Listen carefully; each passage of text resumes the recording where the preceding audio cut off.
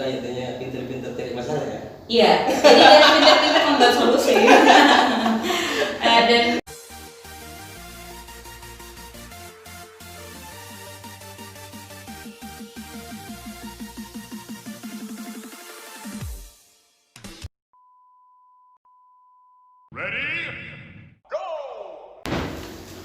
Oke, assalamualaikum warahmatullahi wabarakatuh. Selamat berjumpa bersama Miftah Channel. Kali ini Miftah Channel spesial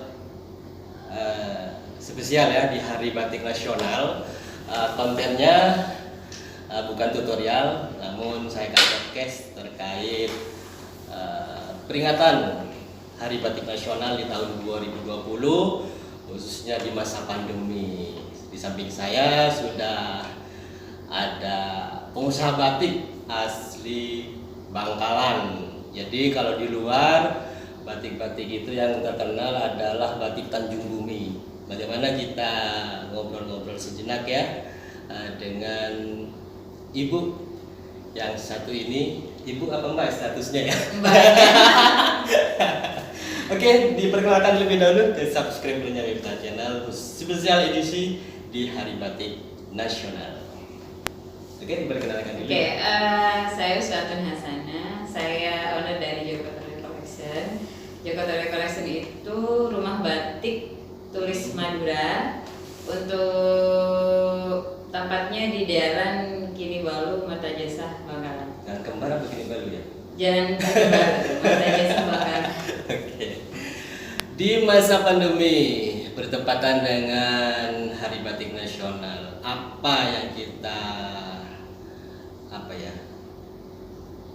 tarik kesimpulan untuk pemasaran khususnya di masa pandemi, khususnya orang-orang sudah tidak pakai batik sekarang, undangan sudah nggak ada. Bagaimana pemasaran batik sekarang? Jadi kalau kita tetap bertahan di bisnis batik yang konvensional, hanya memproduksi batik terus kemudian kita jual, insya Allah usaha kita tidak akan berkembang di masa-masa sulit seperti sekarang COVID-19 ini. Tapi kita perlu juga berinovasi. Sebenarnya apa sih yang dibutuhkan pasar?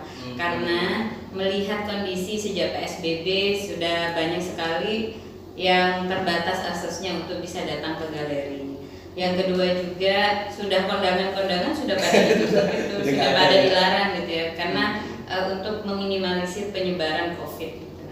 Itu juga harus kita pahami bahwa ini adalah usaha dari pemerintah, tetapi bukan berarti UMKM seperti kita itu hanya berdiam diri. Kita juga harus berinovasi. Salah satu yang dibutuhkan saat ini adalah masker misalnya. Nah kebetulan pemerintah memberikan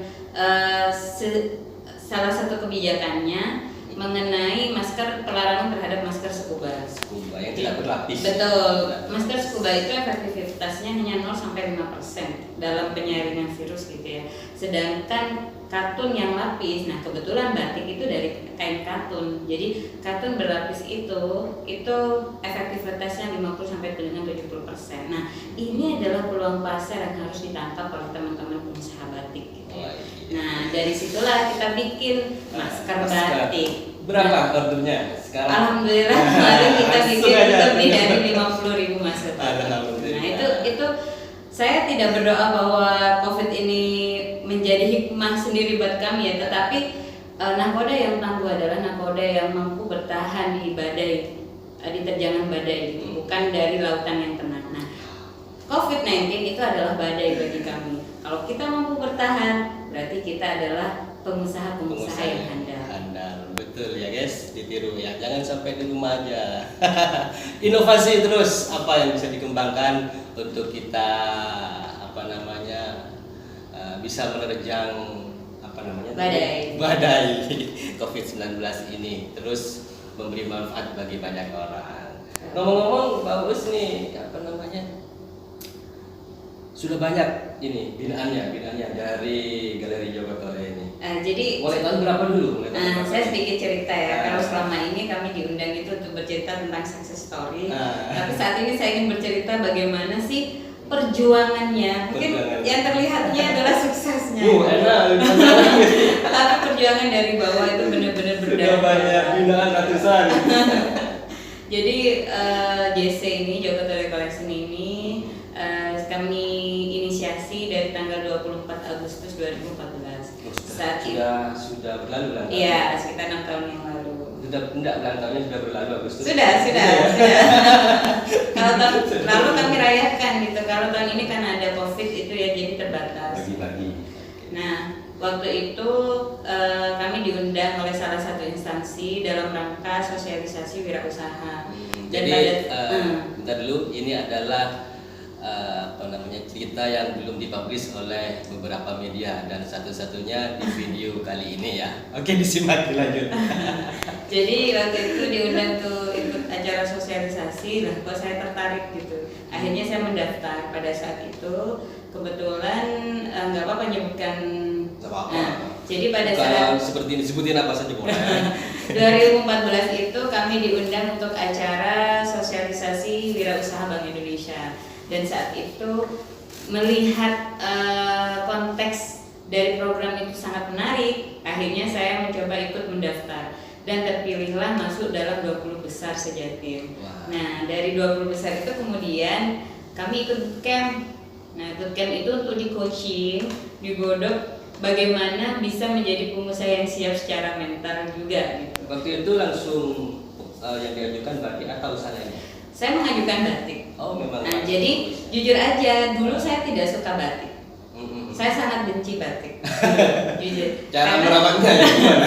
Karena begini, saya melihat orang-orang memakai batik itu kok kayak kuno gitu ya, tambah kelihatan tua gitu. Jadi dan batik itu formal sekali, dipakai oleh orang-orang hanya untuk kondangan dan lain-lain. Nah, itu membuat saya tidak tertarik. Nggak kayak gini ya? Sehingga pada saat itu saya bilang batik kan, tapi kenapa pada saat ada sosialisasi program itu dengan orientasi ekspor, kok saya malah mikirnya batik. Dan salah satunya juga dilatar belakangi oleh salah satu mahasiswa saya datang dan bilang, Bu, kami itu cuma bisa produksi, tapi kami tidak bisa menjual. Nah, di situ saya mulai mikir, nah ini kan berarti ada masalah. Mahasiswa tersebut dari keluarga pembatik ya? Betul, pengrajin. Nah, jadi dari situlah saya berpikir ini ada masalah. Nah, kalau ada masalah berarti kan harus ada solusi. Nah, saya berpikir berarti akses pemasaran yang mereka butuhkan. Jadi kita intinya pinter-pinter cari masalah ya? Iya, jadi dari pinter-pinter membuat solusi. Dan pada saat itu saya mikir sebaik-baiknya orang kan yang bermanfaat untuk orang lain. Akhirnya saya berpikir ya sudah, mungkin solusinya saya membantu untuk akses pemasaran. Awal mulanya hanya membantu untuk akses pemasaran pada saat 2014. Agustus 2014 gitu. Nah, ternyata setelah bootcamp itu terpilihlah 5-6 peserta terbaik, terus dikirim ke pameran Trade Expo, kalau terkenalnya dengan Trade Expo Indonesia atau TIE tahun 2014 bulan Oktober pada saat itu. Nah, dari 6 peserta itu saya omset terbaik gitu. Jadi kaget juga, kok bisa ya batik saya nyampe langsung habis. Hari pertama langsung ludes gitu. Jadi karena itu pengalaman pertama dan saya tidak tahu sama sekali tentang pameran ya. Jadi waktu itu saya hanya bawa sekitar 70-an lembar batik. 70-an cuman kalau 70-an lembar batik dan saya pajang hari pertama tuh langsung habis. Bahkan hampir kena komplain. Itu batik berkelas atau standar? Belum, masih batik standar antara harga 300-an, 300 ribuan gitu ya.